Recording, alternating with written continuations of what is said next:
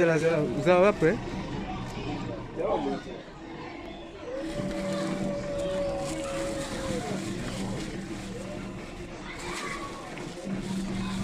Depois olha em cima para fazer casar nada.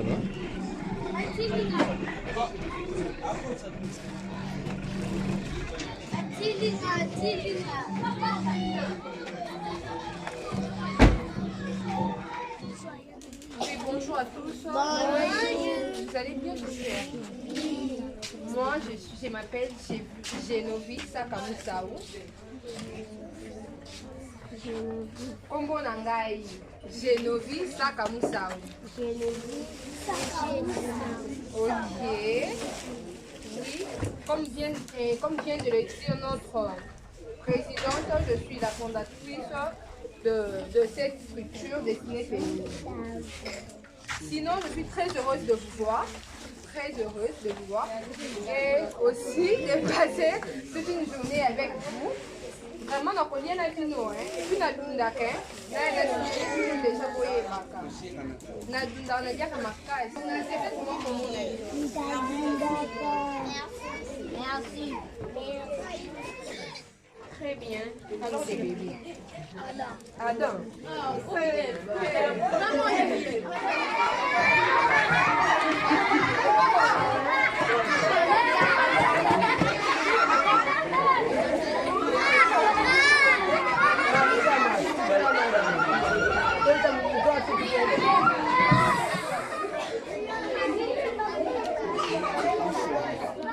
Nous sommes des étudiantes.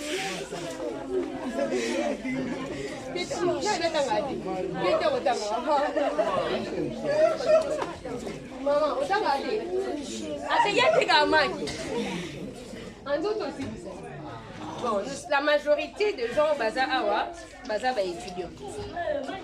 Moi, je suis étudiante en G3 droit sortant à l'université protestante au Congo. Et je vais vous dire, si vous aspirez demain, il y a beaucoup peut-être ministre, il y a beaucoup docteur, il y a beaucoup journaliste, il y a beaucoup tout ce qui lobby, ça se prépare aujourd'hui. De maintenant, il faut s'engager pour préparer le lobby. Alors, tel qu'on vous voit à l'école, ce n'est pas pour jouer. Bon, si vous avez dans la classe, c'est pour aller passer juste du temps, non. Il faut comprendre dès maintenant que l'avenir se prépare aujourd'hui. Si aujourd'hui vous négligez, peut-être vous négligez l'école, l'objet que vous n'avez pas fait percussion. L'objet que vous n'avez pas conséquence parce qu'aujourd'hui vous négligez. Déjà vous êtes, la majorité vous avez besoin d'apprendre, non? Voilà enseignement, il y a base Yangwana. Vous êtes en train d'apprendre, vous apprenez, alors prenez cela en considération. Vous avez des classes, on vous envoie à l'école non pas pour jouer. Bon, on vous envoie à l'école pour que l'objet soit utile dans cette société. Ok? Toutes ces personnes au monde qui grand aujourd'hui, c'est parce que préparer déjà à venir là-bas. La chance ne nous sourit pas. Ne nous sourit pas toujours. Ne te dis pas que non. Un bon matin, quand tu te réveilles, non. Même Dieu nous dit, tout ça, la part n'a et puis lui, il va intervenir. Alors, prenez ça en considération. Rentrée scolaire, ça a déjà approché. Beaucoup de classes avec une motivation. Beaucoup de classes n'a but, beaucoup de classes n'a objectif.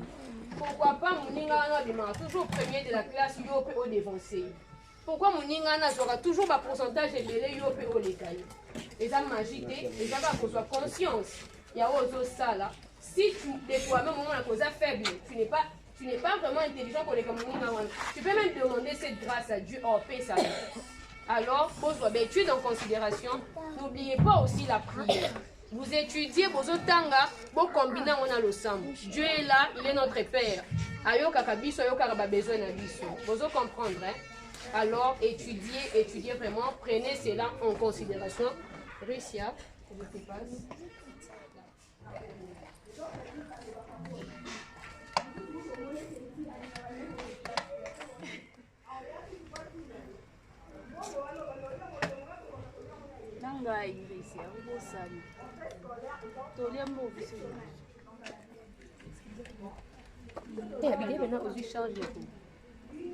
Hein? C'est encore au début? Oui. Bonjour. Bonjour. Bonjour.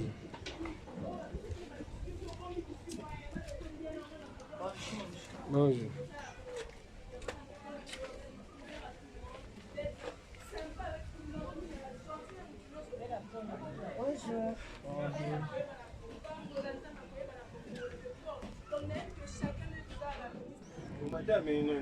Les gars, soupe allez.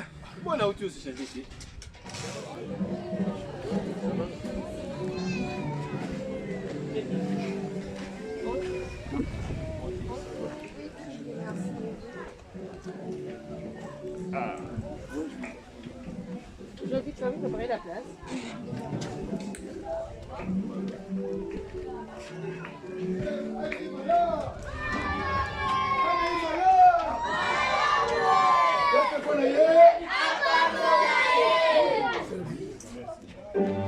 Les amis, comment ça va?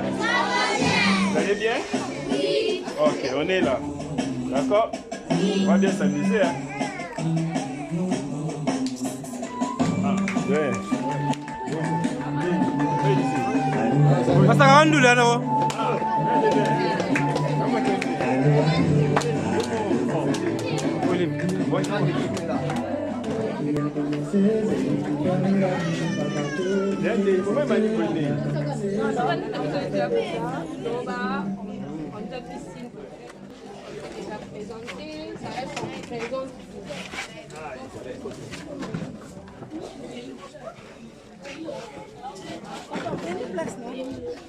Les enfants,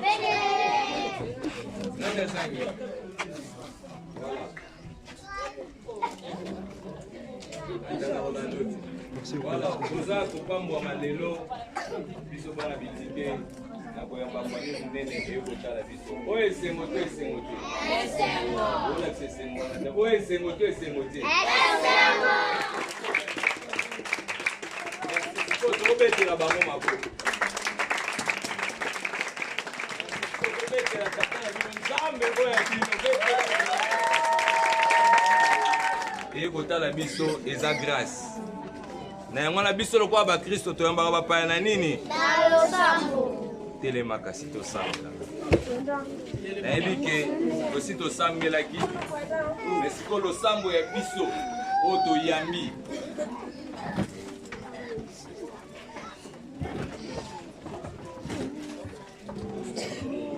Yesu yo malamu. Yesu yo malamu. Pesa kinabo, no pesa kinabo, kozala sena, kozala sena seko, moye kosila te oyema, aleluya, ayani kolo Yesu Masia, aleluya na Yesu, aleluya na Yesu.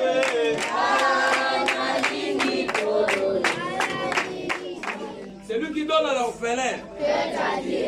Job azolo banase na moi nazana ni wanani. Parce que mukilo eza nzambe. Tombola kama maboko talise esika liboso ezwami. Loba nzambe azala nzambe na bango. Makasi o bakozanga na bamwa o etikali nzambe azala makasi na bango. Balonga na musika na pembeni. Balonga na tongo na midipe na moi to sambeli. Que le Dieu d'Israël. Zambela nzambe ayoka kayo le père des orphelins. Pendant que bato nyonso bana souci à rentrée scolaire. Non, moi je ne crois pas que vous êtes spécial. Je ne pense pas que vous êtes spécial. Vivre bolamu na yo. Makambo bazoluka nzambe bazwa. Makambo yo nzambe bakokate yo kokisa pona bango. Place ba ozanga makasi zala makasi ta bango. Pourquoi pas cette année nzambe sila bote pona bango. Ba ba ko luka bango na moyi na butu na musika pe na pembe ba dominer bango te, mais bango ba dominer. Pour bailler na ba oya yo nzambe, toni pe to pamboli yo au nom de Jésus-Christ. Et tout cela au nom de Jésus. Voilà, tozaka ya kotelema, bolimbisa lokasa. Toyambi famille munene, mais on se représenter le rôle en deux groupes. Nous avons la Ligue de femmes dessinée féminine, où elle est représentée par Madame Jefti Bundi. Soka Zali, Atomboli Moussabito Beteli Nkolo Isumaboko.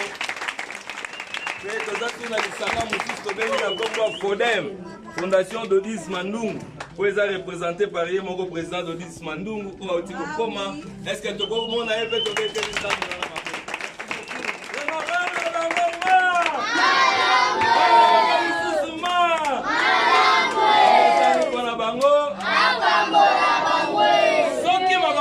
Simba te sa famille. Avec tout le respect.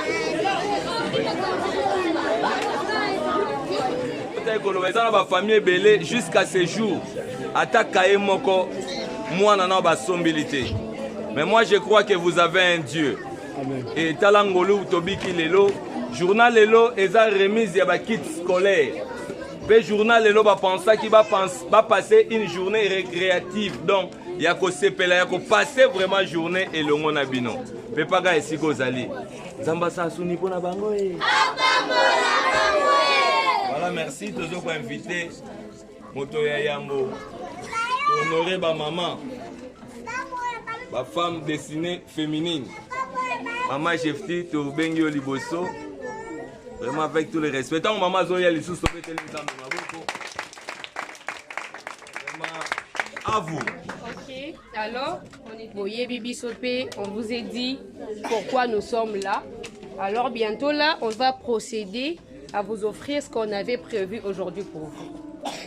Il y a une de notre dames qui vous a dit c'est important de garder le sourire. Alors, toyeko sakana bino, toyeko solana bino. Bon manifester pe joie wana ya ko accueillir biso kat na bino. On n'aimerait pas voir bilongi na bino frustré, tolinga te to mona bino boza na kanda comme si vous êtes ailleurs. Alors, pour manifester vraiment et c'est wana ya ko accueillir biso. Et ça la ka ba parole te, on a la joie et l'allégresse. La joie est ko bomba na motema mais bo bimisa allégresse wana que bo c'est peli ko yamba biso kat na wesika.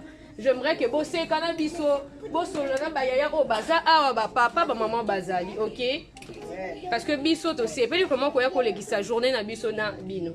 C'est parce que nous pensons à vous, toyebi que vous êtes utile, toyebi que vous êtes dans la société, c'est pourquoi nous sommes là. Alors pour manifester vraiment et c'est wana ya ko yamba biso parmi vous.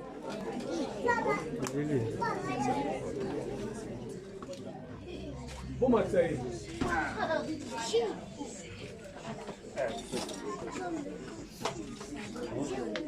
Ah, vous avez beaucoup de hein. Nous sommes bons. Nous sommes gâteaux. Ah, bravo. Nous sommes gâteaux. Nous sommes gâteaux. Nanzela, nana keti kwa somba gâteaux. Tu vas te gâteaux dans ngambo ba mona.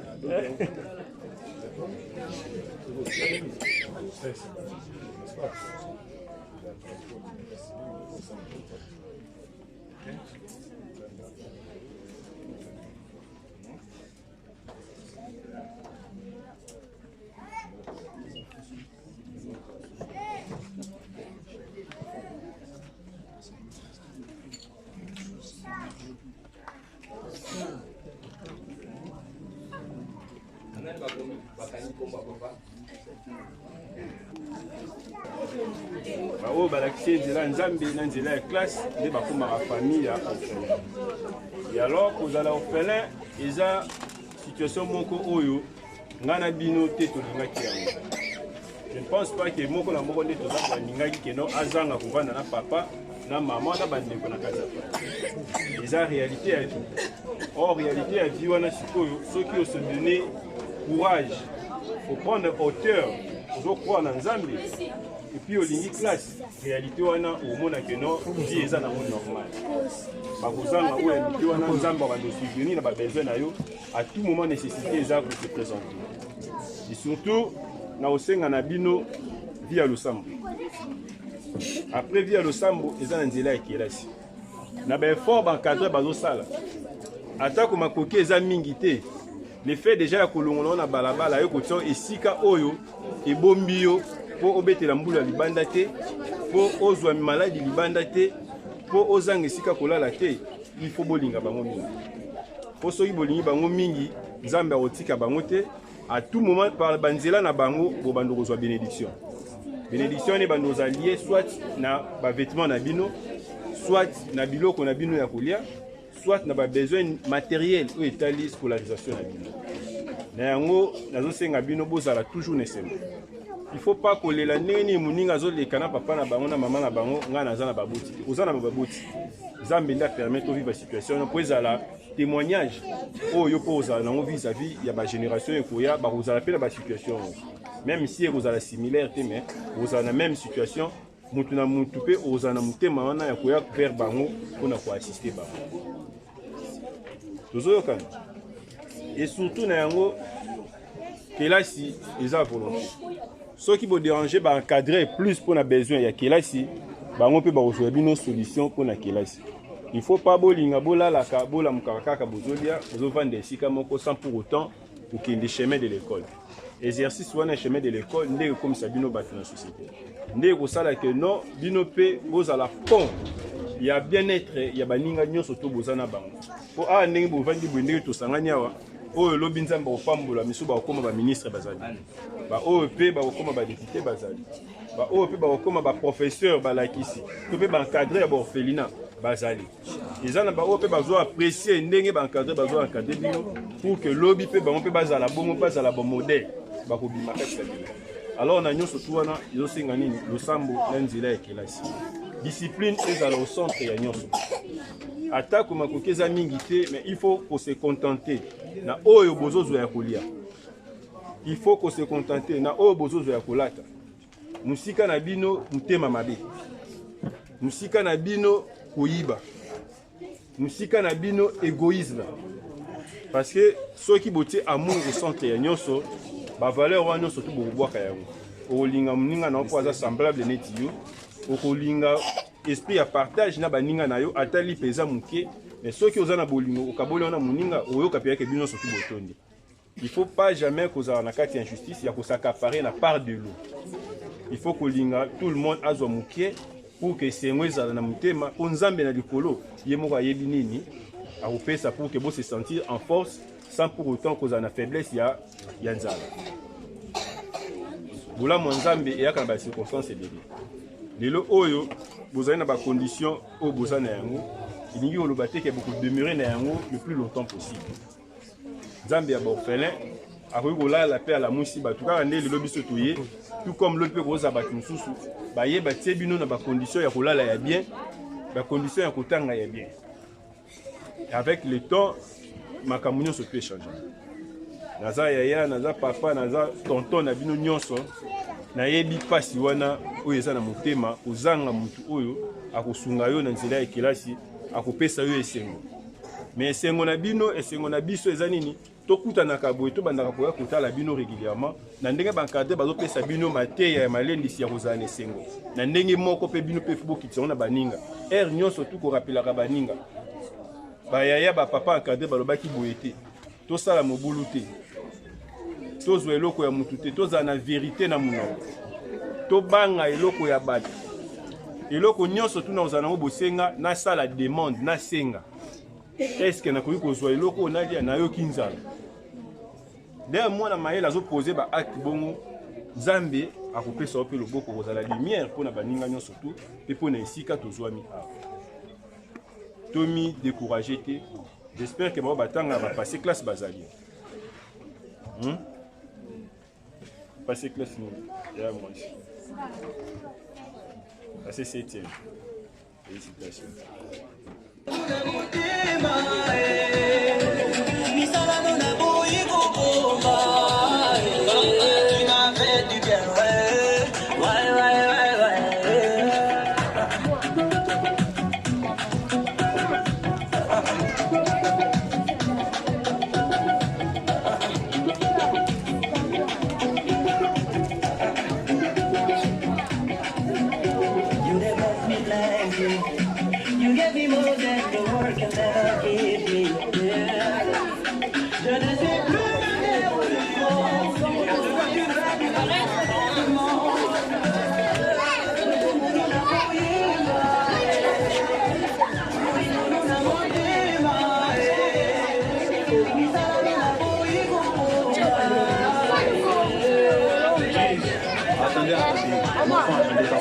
C'est exaucé. Exaucé.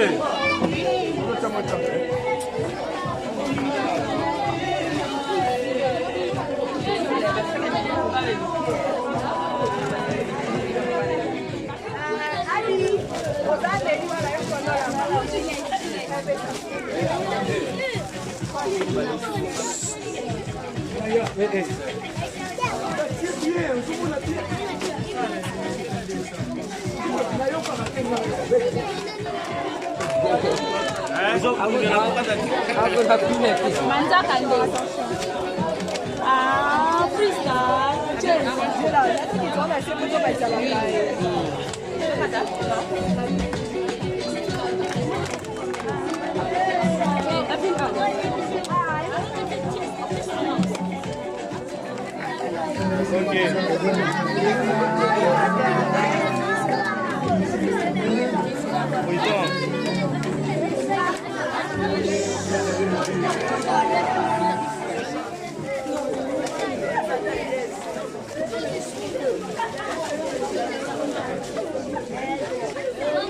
Madame la Présidente.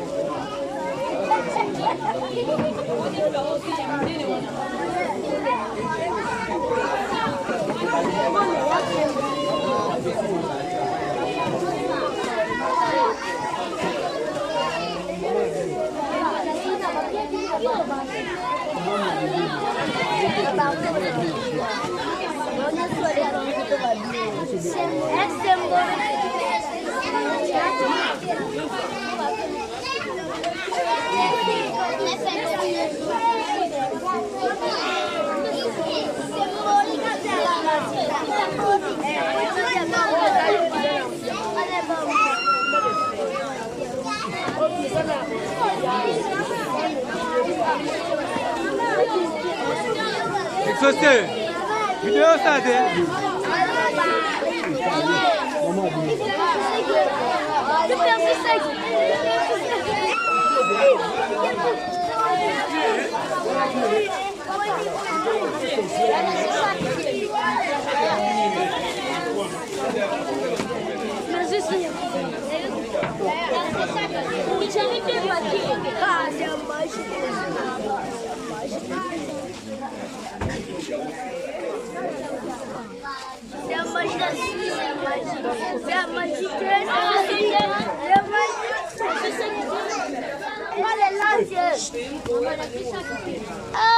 Là, ça sac.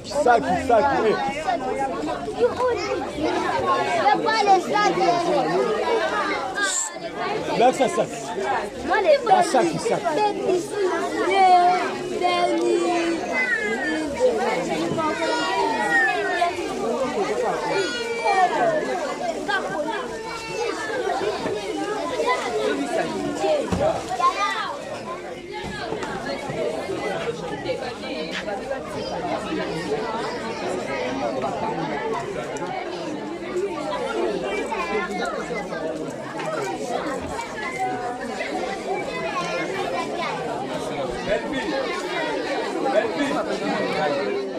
Tomoni fondation de 10 Mandungu na destinée féminine ba ko tala bino awa.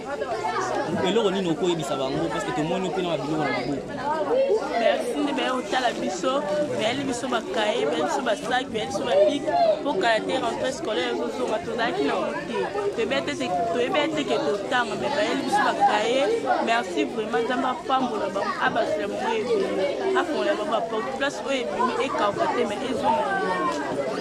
Merci beaucoup. Nous avons trouvé ici à l'orphelinat c'est dans cet orphelinat les cris des enfants. Tokouti, fondation de Bis Mandungu Aye Awa avec quelques dons à Pessigino. Qu'est-ce que vous pouvez dire par rapport à cette association ou encore à cette fondation dans la destinée féminine? Merci beaucoup d'abord d'avance. Merci vraiment. Parce que c'est le bien. Parce que la rentrée scolaire de Bandou s'est bien rangé pour la cahier, sac, tout le monde de la classe. La fondation est liée, et sur le sur la moitié cahier, la moitié sac, le bande de la classe. Moi, la noce à cité, les abats femmes. Merci.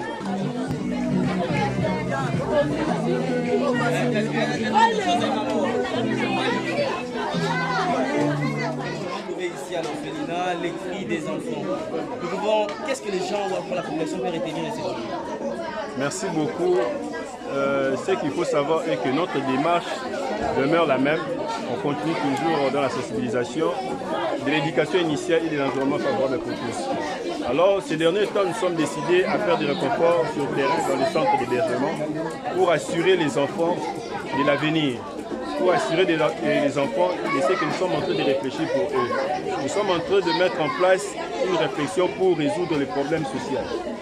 Alors, sur ce, on va évoluer plus loin pour créer des conditions propices qui vont permettre aux enfants à ce qu'ils puissent évoluer très bien dans la société. Et nous espérons qu'avec des bonnes foi des uns et des autres, nous y allons plus loin. Oui, monsieur Dobis Mandungu, une fois que tu as orphelinat, les enfants de Dieu, c'est ça, les cris des enfants. Alors, première impression, comment est-ce que tu as été accueilli par les encadreurs et puis les enfants? Première impression, c'est que Bana, bazala toujours ne sengoso, bamoni bakbaye vers bango pour la rescousse. Et surtout qu'avec l'accompagnement de la destinée féminine, ils ont juste pour motiver bango davantage. Pour talisa bango que destin, toute situation où bakuta nango, ils ont plan yanzambe. Et l'union lobate que bako demeurer nango éternellement. Mais ceux qui bakoti na kati ya écoute ya bancadrer, bakoti na kati ya ba conseil auto produire bango lelo. J'espère que lobby va relever des défis énormes oyo bato ba ozana sima na bango bango peut ba rendre bango ascenseur. C'est un peu ça. Oui, relation entre destinée féminine et Fodem. Qu'est-ce qui se cache entre la relation entre les deux structures? Les deux structures est dans la ligne droite de faire une recherche globalisante sur les valeurs et les bonnes mœurs. Et voilà pourquoi ils se sont donnés au sacrifice pour faire cet exercice. Et nous aussi, nous sommes mis à leur côté pour qu'ensemble, nous puissions au moins construire une société forte et surtout que non, on est dans la perte de valeur dans notre pays. On est en train de faire suivre vraiment une politique de compréhension des plus importants de la destination du chemin de la vie, c'est l'éducation des bases. Et alors, au-delà de l'éducation, il faut qu'il y ait des personnes aussi engagées dans les valeurs pour suivre cette politique. Et voilà pourquoi la destinée féminine s'est mise à notre portée et nous aussi, on s'est mis à bras ouverts pour faire route ensemble. Dobis Mandungu, qu'est-ce que vous attendez de tous ces dons que vous faites aux orphelins? Tous ces dons, ce n'est que la volonté et l'amour.